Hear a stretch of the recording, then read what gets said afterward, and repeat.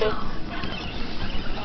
to do a trial, randomly assign them to hormone use or placebo, follow them up, and if we still saw a difference, then it was likely to be due to the hormone and not to the differences among these other factors. Well, the Data and Safety Monitoring Board watched the trial as it should, and after 5 years of data, they decided that the estrogen and progestin group needed to stop their study pills because of unexpected findings. Everything we're going to talk about is always unexpected. This is not anything that anybody thought was going to happen, yet we needed to examine it and learn from it. But the balance of harm and benefit was not at all what we thought it was going to be. The lipids were being benefited, just like they should, lowering total cholesterol, lowering LDL, raising HDL. But the clinical endpoints weren't being benefited by the taking of hormones.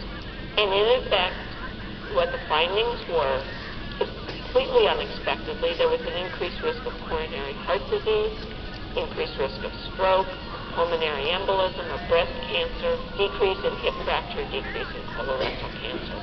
So the equipoise that the trial had started with was no longer present, and the DSMB acted on that.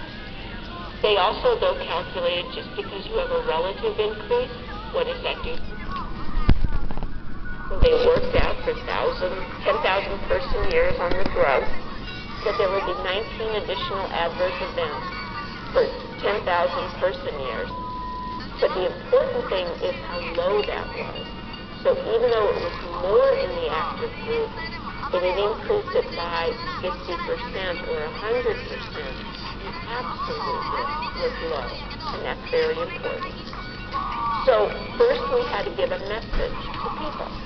And the message is that estrogen plus progestin shouldn't be initiated or continued if you're doing it just for the primary prevention of coronary heart disease. And if you're doing it for the primary prevention of osteoporosis, then given the other risks, it would be better to weigh them against the benefits and see if there's other available agents.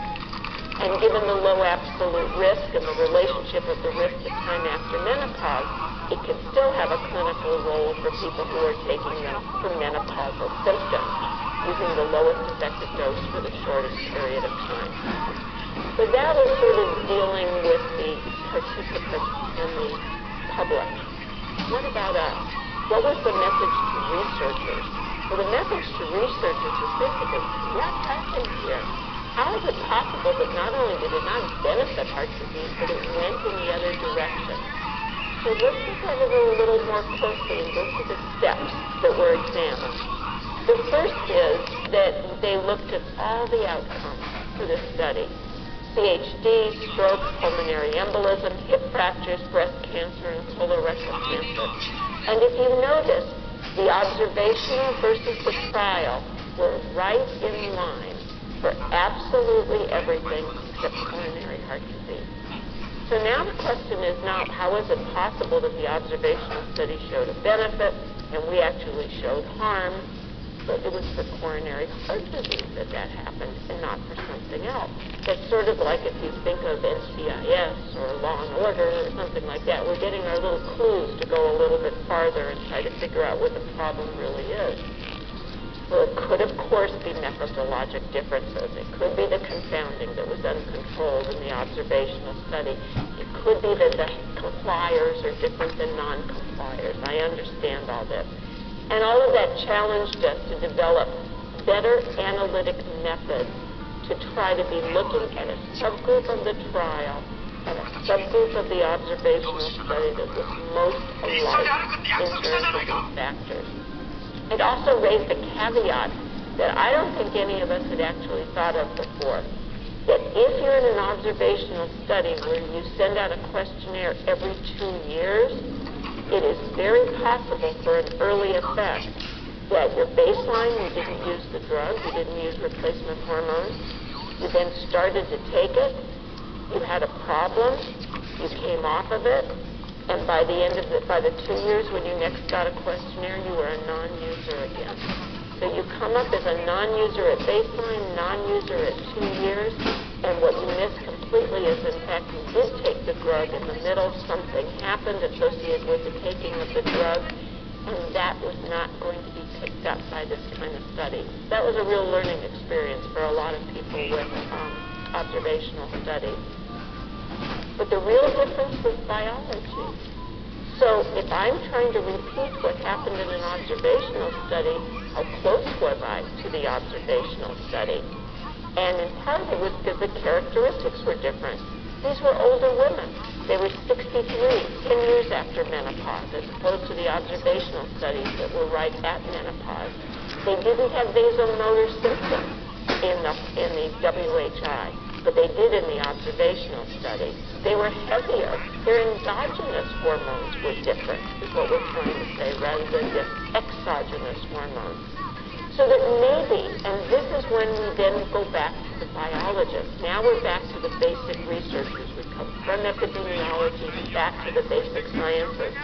That maybe, in fact, the progression of cardiovascular disease, as it goes along over time, goes through a period right after menopause where a favorable lipid and endothelial effects of estrogen predominate, and you'll have a favorable influence of initiating exogenous estrogen.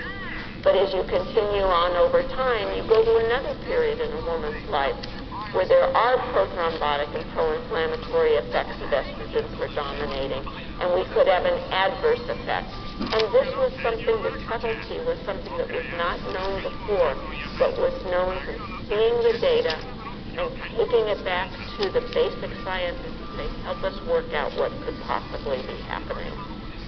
So the results were short. The methodologic limitations led to an overestimate of the benefits of hormones. But we can work on that. We can try to control better.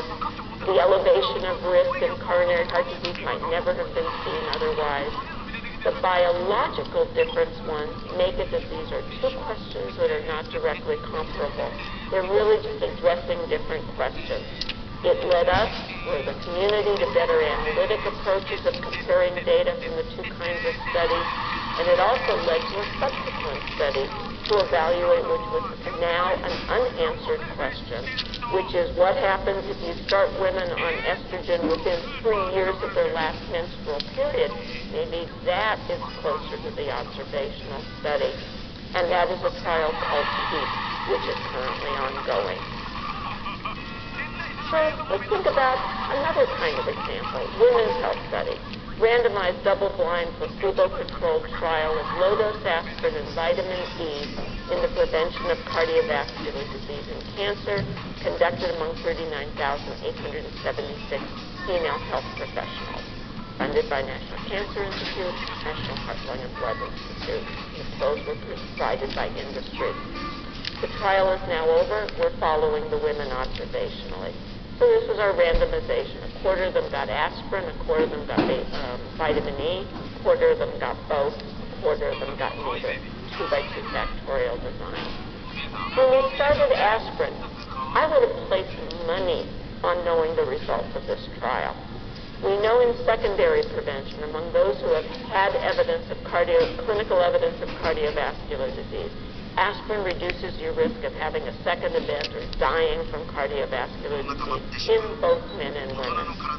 And we know if you're in the middle of having an acute coronary event, that if you give someone an aspirin crushed or chewed, you will lower their risk of having a second event, dying from that event during the high-risk period in both men and women.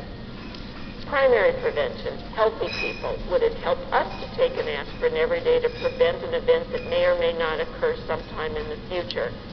Well, we knew in men that it reduced the risk of a first heart attack, but there wasn't much data on women. And we felt that if you're going to make a recommendation for half the population, you should have some data on that part of the population. So I really would have put money down.